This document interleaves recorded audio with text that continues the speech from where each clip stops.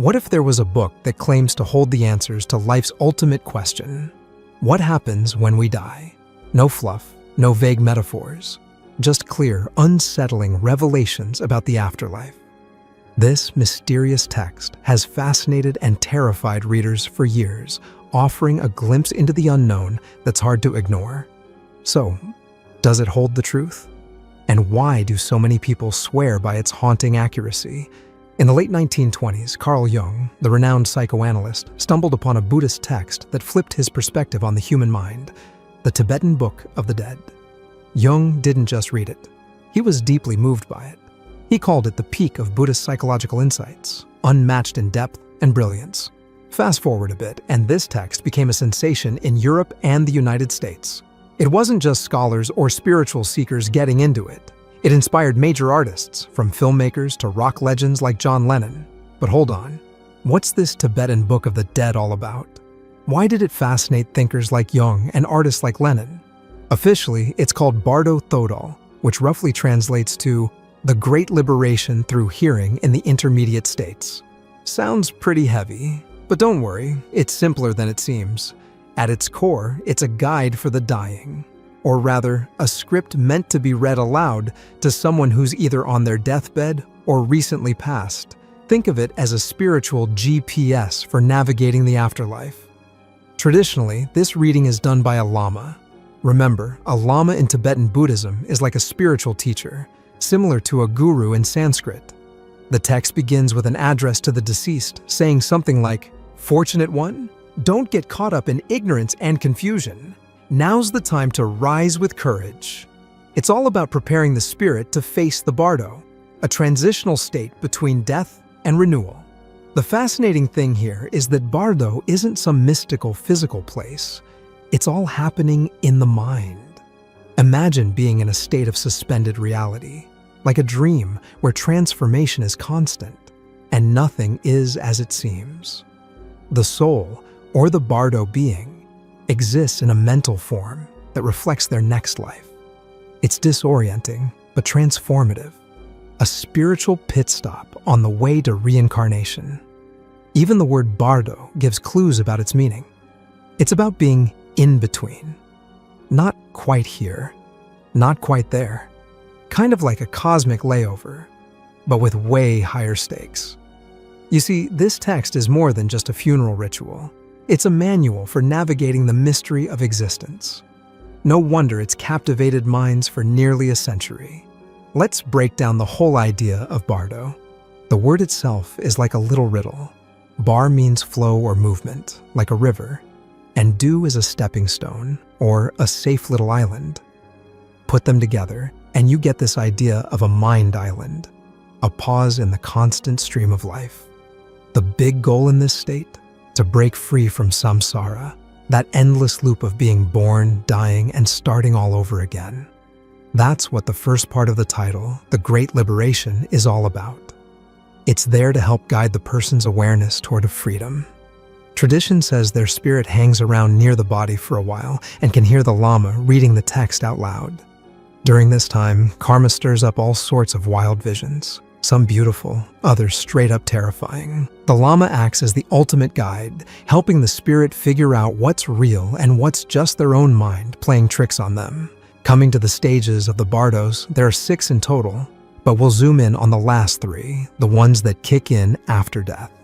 First up is the bardo of the moment of death. This one starts the second the person passes away, and their awareness enters something called inner radiance, or the luminous mind. Think of it as a rare after-death glimpse at the ultimate truth of existence. But let's be real, not many people actually recognize it. If that moment slips by, no worries. The spirit moves into the bardo of reality. This stage is a full-on sensory overload, with otherworldly visions everywhere. The lama steps in here acting like a calm guide in the middle of all the chaos. Their job? To remind the spirit to let go of any attachments to their old life, because there's no going back. Imagine the pep talk they give. Listen, child of Buddha nature. When your mind and body split, you're going to see pure, luminous visions of reality. Don't freak out. Don't get too impressed either. Whatever sounds, lights, or crazy stuff shows up, Just remember, it can't hurt you. You're beyond death now. It's like the ultimate reassurance to stay grounded in the middle of the wildest experience imaginable. Sounds comforting so far, right? Well, things are about to get intense. The spirit soon comes face to face with peaceful and wrathful deities, figures that aren't really separate beings, but reflections of their own mind and karma. These deities can feel like a warm hug from an old friend or a sudden jolt from the scariest nightmare. To help make sense of all this, Tibetan art brings these deities to life with stunning detail. Just think about those jaw-dropping 18th century paintings still admired today. They're like roadmaps for the soul. As the journey through the Bardo continues, the Tibetan Book of the Dead encourages the spirit to picture these peaceful and wrathful deities as part of a mandala. So, what's a mandala? Think of it as a cosmic blueprint, a Buddha palace, a pure land, or even a mini-universe. These intricate designs aren't just pretty. They're like spiritual GPS, guiding the spirit's focus and helping them stay steady through this wild, otherworldly experience. First up are the peaceful deities. They manifest in a beautiful display, appearing in a rainbow of colors that can strike fear or awe in the Bardo being. For some, it's overwhelming. For others, mesmerizing. But the catch here is that the text warns against getting caught up in these emotional extremes. To achieve liberation, the Bardo being must recognize something profound. The deities are not separate entities. They're manifestations of the mind itself. Every radiant form, every shimmering light, is a reflection of the spirit's own nature. Then, the mandala of peaceful deities guides the spirit to unity with this cosmic display. But there's a subtle trap. The dull path of healing always looms nearby.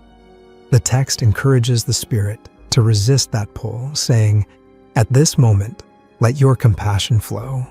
Draw back from the path that leads to delusion and the lower animal realms." But what happens if the Bardo being can't align with the peaceful deities? That's when the wrathful ones make their entrance. And these beings don't hold back.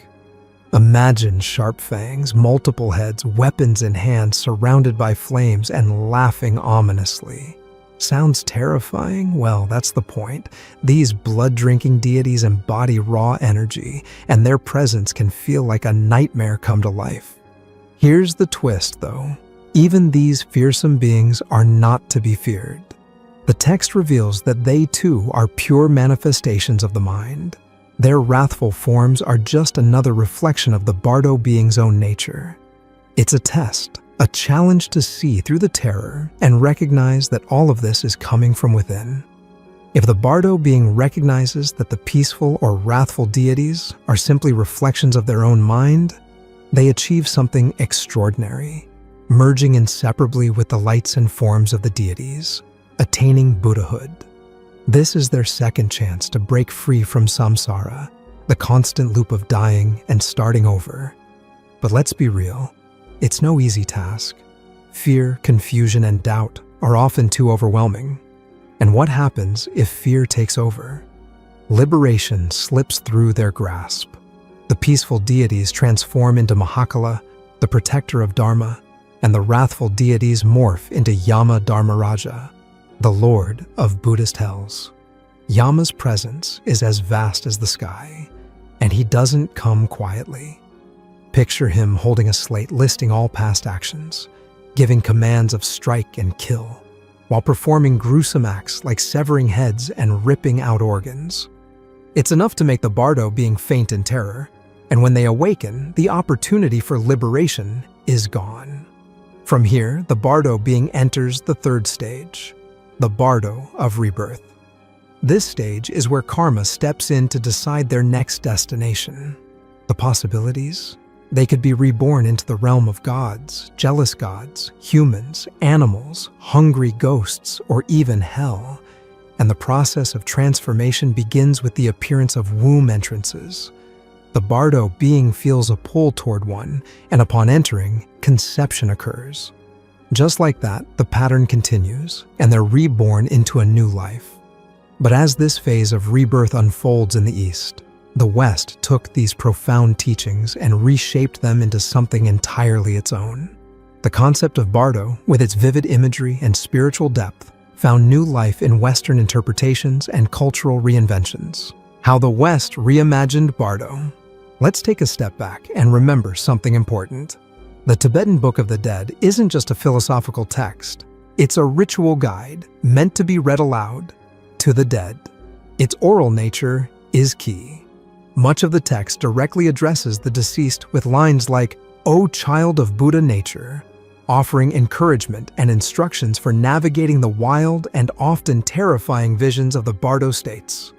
When you read this text with its oral purpose in mind, even the more horrifying parts, like Yama drinking brains, start to make sense. They're not meant to shock for the sake of shock. Instead, they serve to guide and prepare the spirit for the challenges of the Bardo. And about the name, the Tibetan Book of the Dead, it's a little misleading. It's not actually a standalone book, but a small section of a much larger text called Peaceful and Wrathful Deities, a natural liberation through recognition of enlightened intention. This context adds even more depth to a text already filled with wisdom, ritual, and cosmic imagery. The origins of the Tibetan Book of the Dead are steeped in legend and tradition, tracing back to the 8th century tantric master Padmasambhava, an important figure in Tibetan Buddhism. According to tradition, Padmasambhava foresaw that his teachings might one day be distorted or lost. To safeguard them, he devised a unique solution. He hid his teachings across the Tibetan landscape. These hidden treasures, called therma, meaning treasure, were concealed in caves, lakes, mountaintops, or even within the minds and hearts of future disciples, waiting to be discovered when the time was right. The people chosen to uncover these treasures are known as Tertons, treasure discoverers.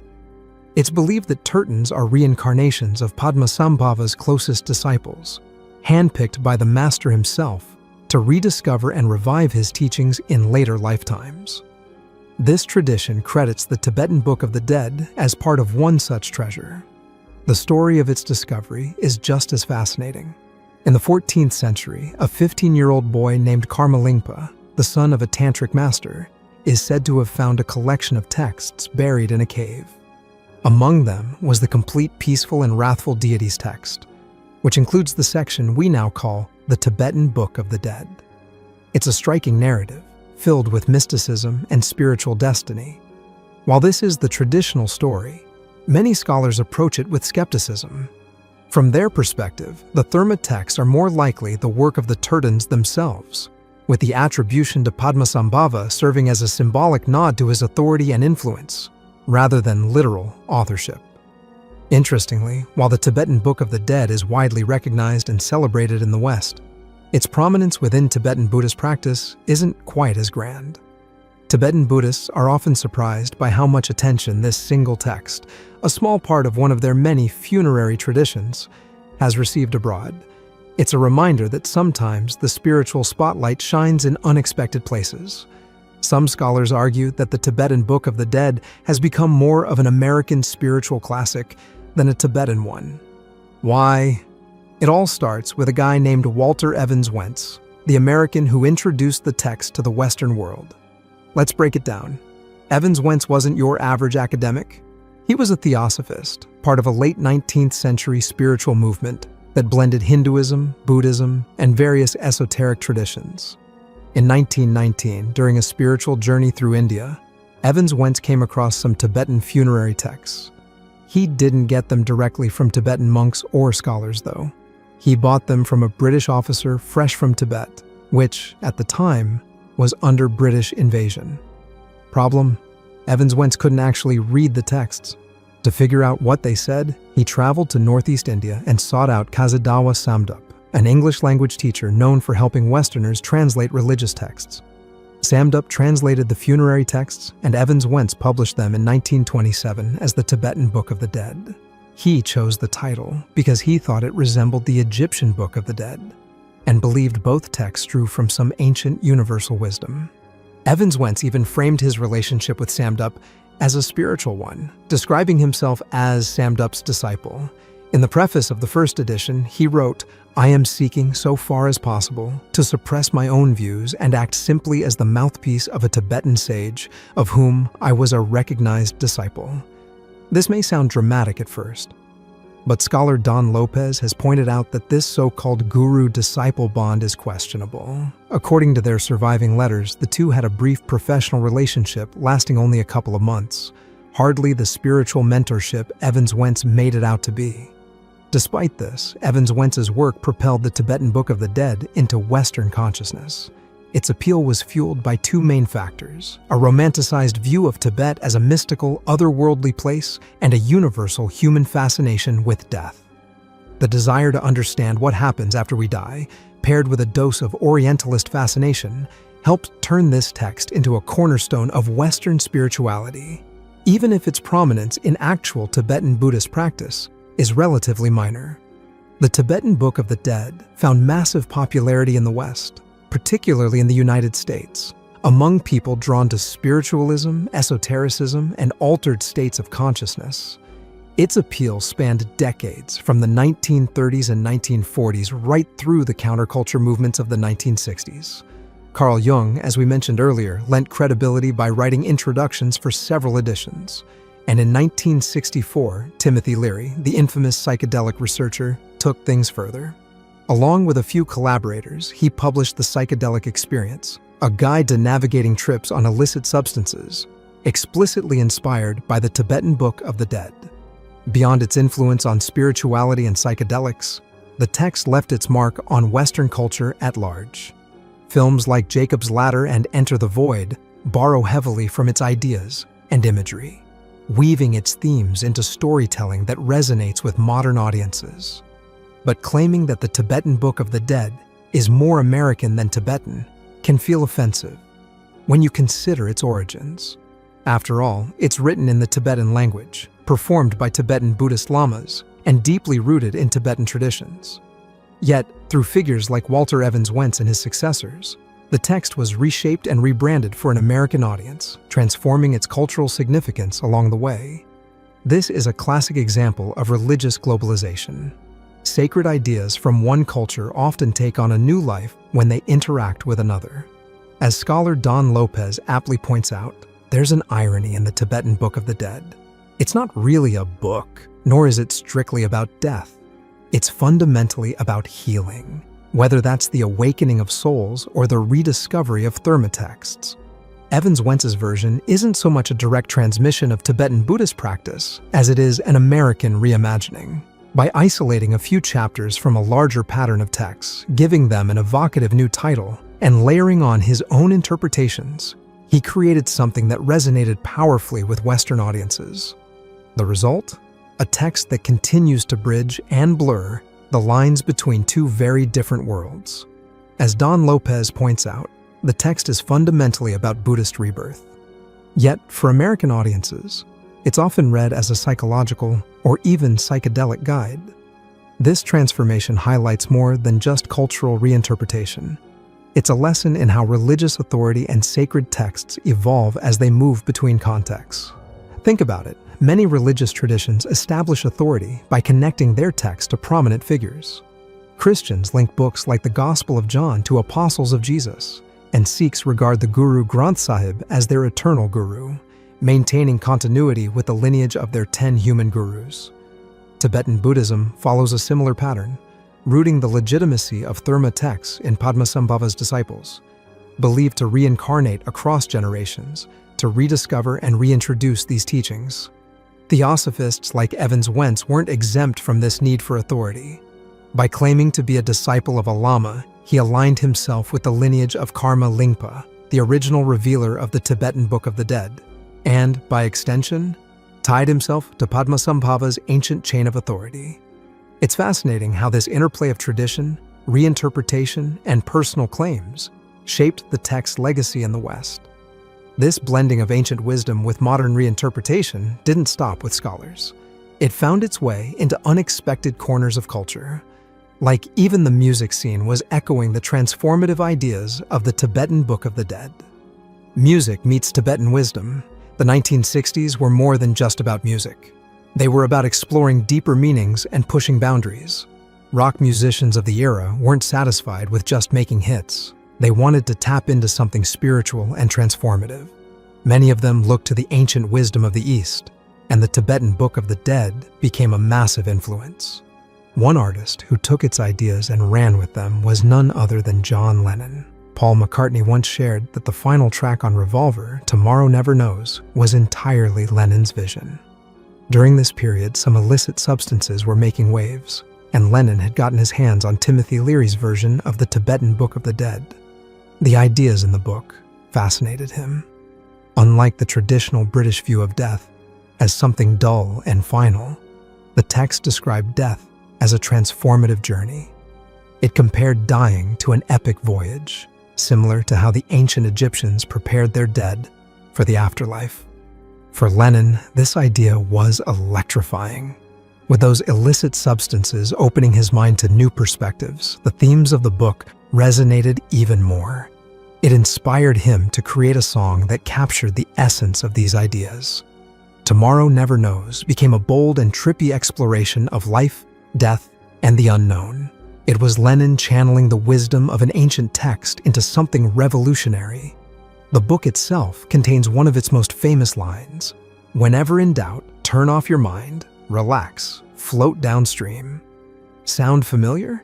That's because John Lennon borrowed it and transformed it into the lyrics of his first psychedelic anthem, Tomorrow Never Knows. But Lennon didn't want to go full philosopher without a little twist. He knew the best way to weave spirituality into music was to add a touch of playfulness. As he explained, "That's me in my Tibetan Book of the Dead period. I took one of Ringo's malapropisms as the title to sort of take the edge off the heavy philosophical lyrics." And just like that, a deep spiritual concept became part of a song that was as trippy as it was relatable. Now, let's talk about Leonard Cohen. For some reason, the idea of him playing tennis is oddly funny. But that's exactly what the monks at a Buddhist monastery had him doing. When Cohen retreated to the monastery, the monks noticed something right away. He was too serious. Their advice? Loosen up. They sent him to the tennis courts, insisting he needed to learn how to play, not just work. This experience left a lasting impression on Cohen, who embraced the lesson wholeheartedly. Long after he hung up his racket, he shared the mantra that stuck with him: lighten up. That's what enlightenment means, to lighten up. Leave it to Cohen to turn a bit of Buddhist wisdom into something profound, yet effortlessly cool. For Leonard Cohen, the idea of separating yourself from the grind was transformative. It became the foundation of much of his later work, which radiated the sense of peace he discovered through this liberated mindset. Feeling deeply grateful for the inspiration, Cohen decided to give back in a way that felt meaningful. He lent his iconic voice to narrate a 2-part documentary series on the Tibetan Book of the Dead. It was his way of honoring the lessons and the calm it had brought into his life. Moving on to Laurie Anderson, when she and her husband, Lou Reed, connected. They were both at a turning point, reevaluating their artistic journeys and how spiritualism fit into their lives. Their relationship wasn't just about art. It was built on shared values and a deeper understanding of life. Together, they came up with 3 simple rules to live by, something Anderson says became their guideposts. "I'm just going to tell you what they are because they come in really handy," Anderson once shared. "Because things happen so fast, it's always good to have a few, watchwords to fall back on. Practical, thoughtful, and profoundly grounded, just like their approach to life and art." Laurie Anderson and Lou Reed's 3 life rules are the kind of wisdom you want to scribble down and keep forever. They went like this. 1. Don't be afraid of anyone. Now, can you imagine living your life afraid of no one? 2. Get a really good bullshit detector. And 3. Be really, really tender. With those 3 things, you don't need anything else. Simple, powerful, and timeless. Anderson added her own perspective to this philosophy by absorbing the wisdom around her and creating her own rules. For her, part of that process was diving into the Tibetan Book of the Dead. The book left such an impression that she created an album inspired by its teachings, turning ancient ideas into a modern artistic expression. It's the perfect example of blending the spiritual with the creative. Now, let's fast forward to the 1990s. Spiritualism might have been overshadowed by the rise of beer-soaked grunge, but Radiohead kept the old-school artistic spirit alive. Thom Yorke was on a mission to explore transcendence through his music, and one of his standout tracks, I Might Be Wrong, tackled the idea of moving beyond the physical world. Yorke described the track as a snapshot of a crisis moment in his life. He shared, "I used to think there was nothing left at all."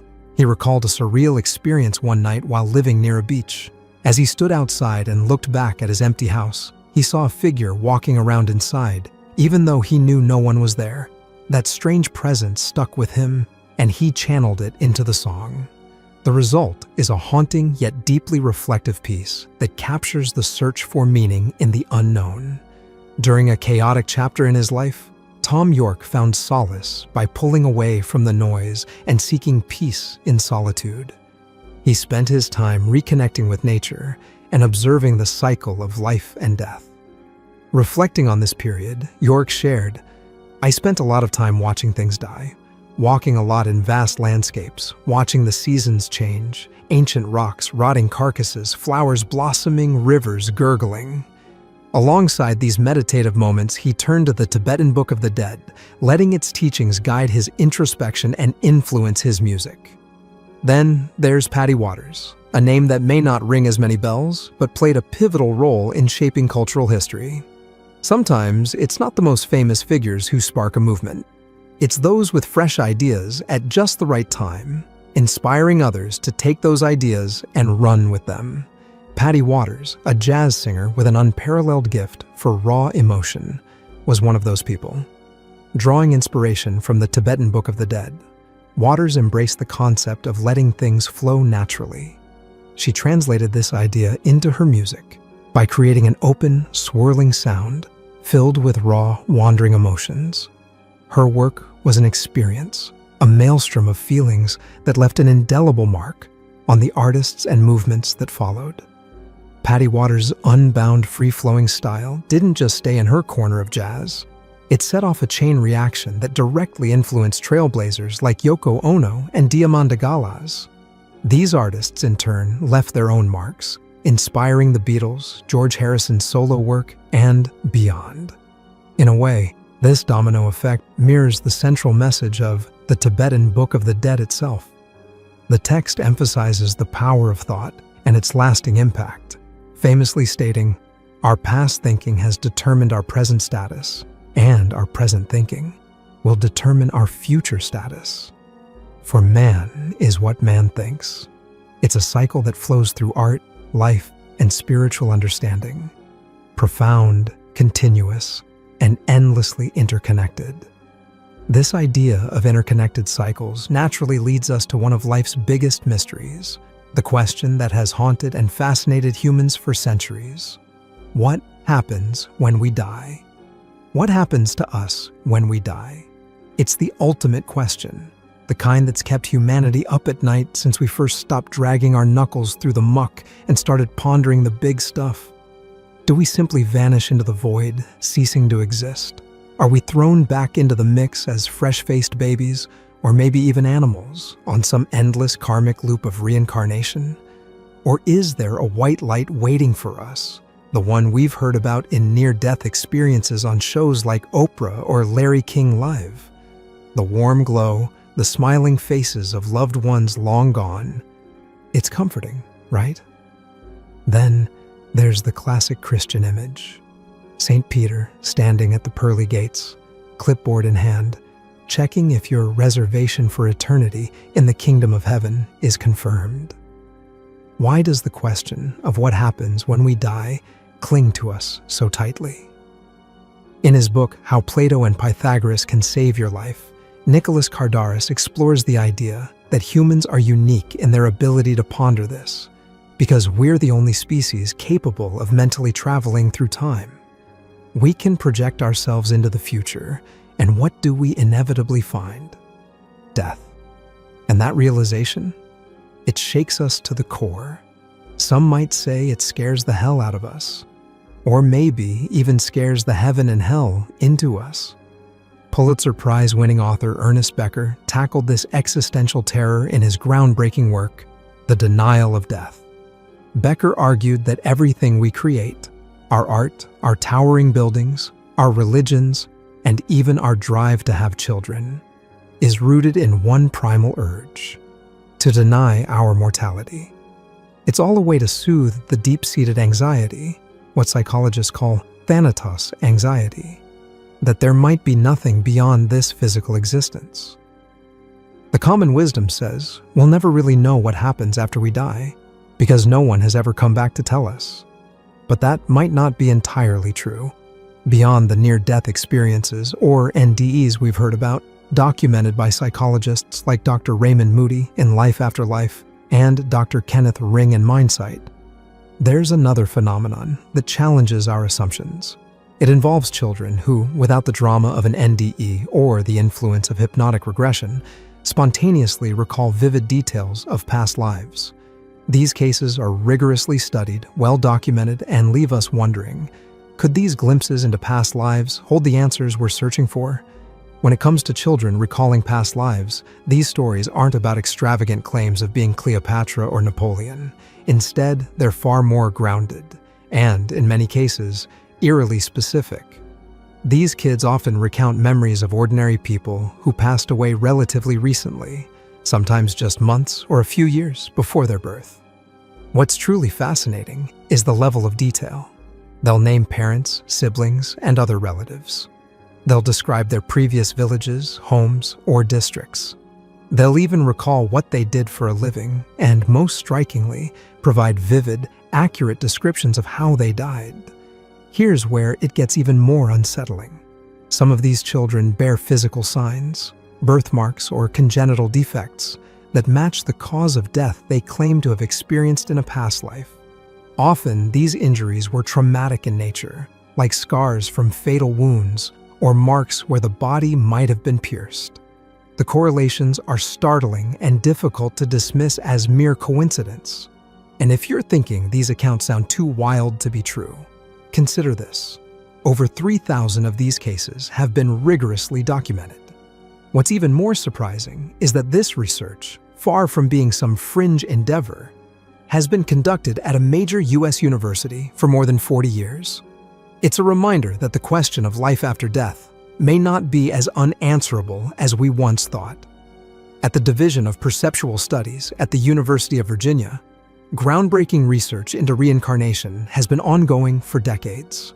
Dr. Jim B. Tucker continues the work of his predecessor, Dr. Ian Stevenson, who began this research in 1967 and devoted nearly 40 years of his life to it. Stevenson traveled the globe with his team, methodically interviewing, photographing, and documenting these astonishing cases of children who vividly recalled past lives.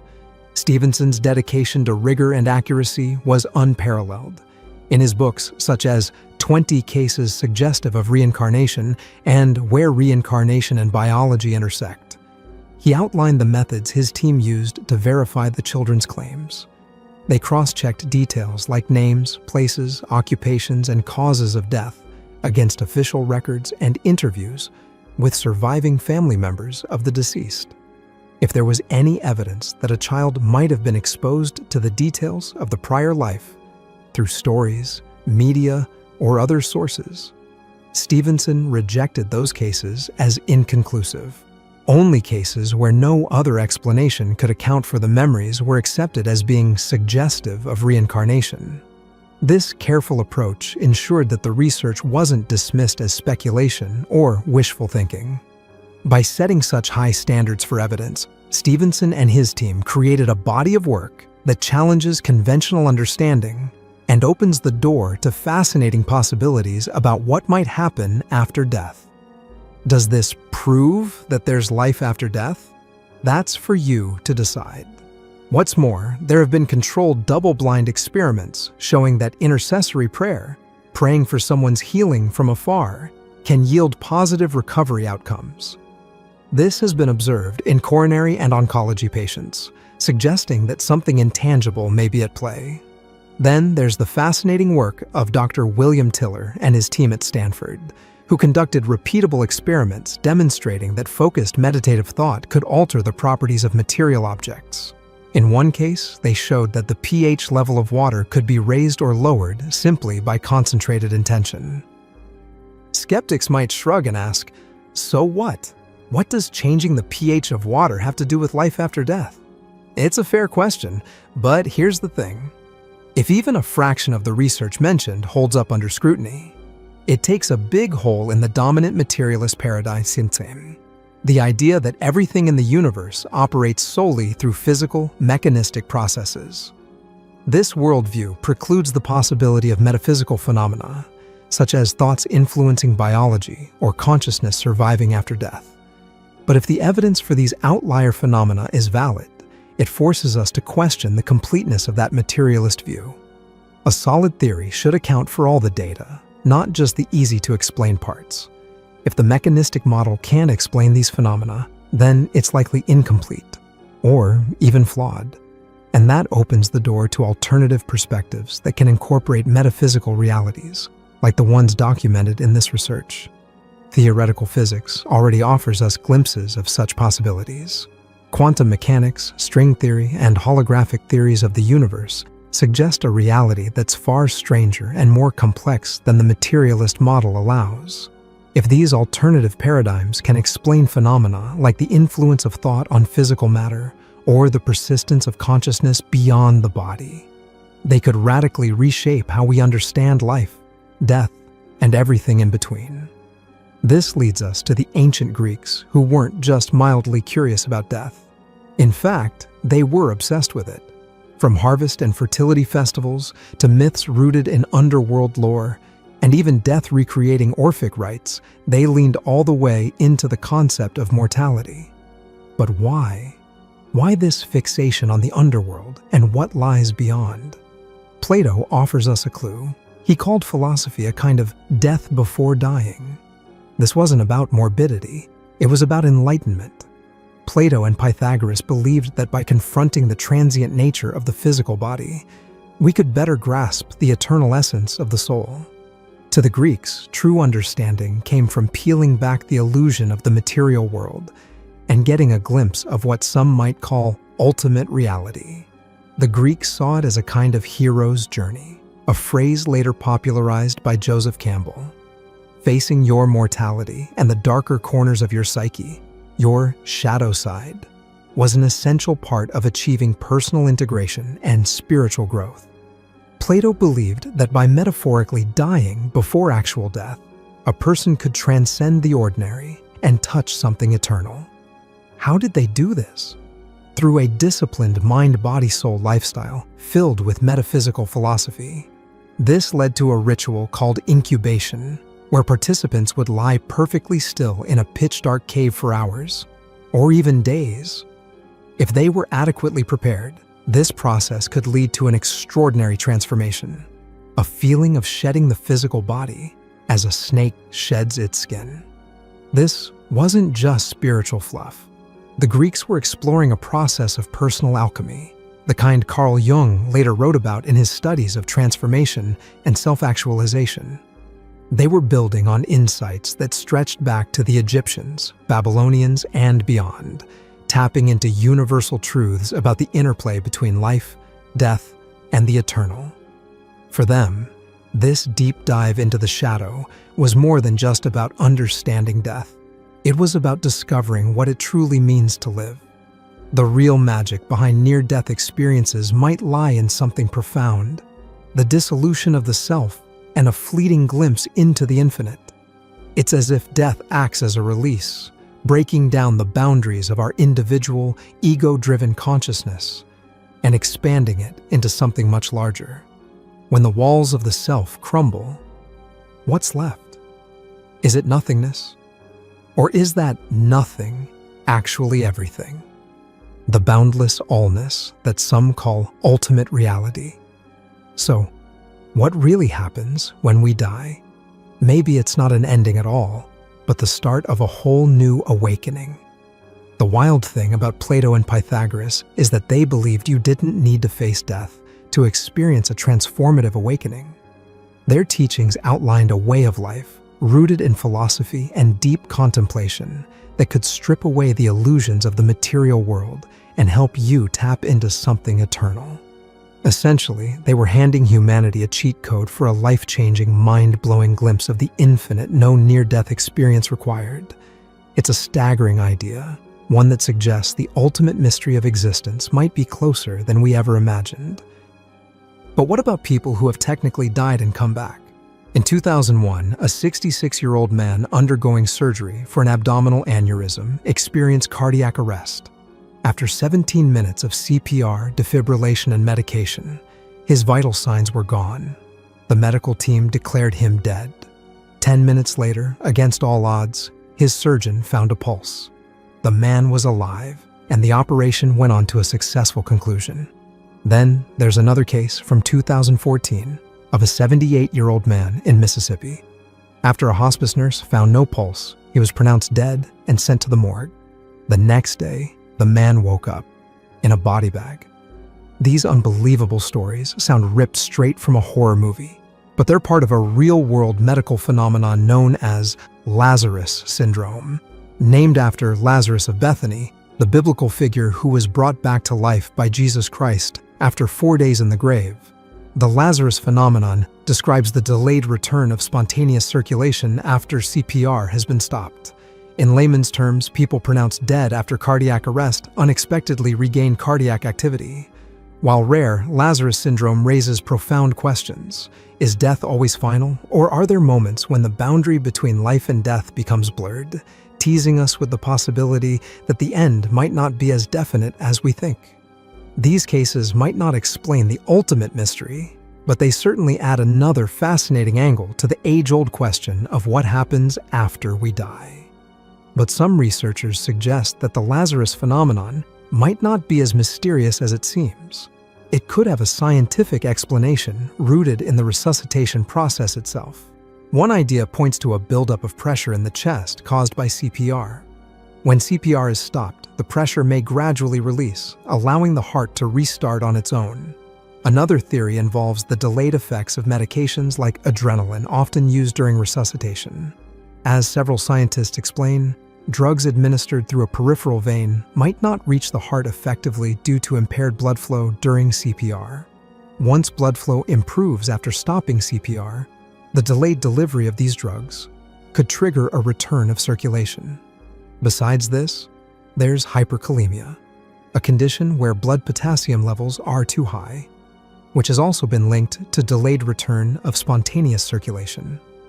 It's one more piece of the puzzle, suggesting a range of factors might contribute to these rare and dramatic cases.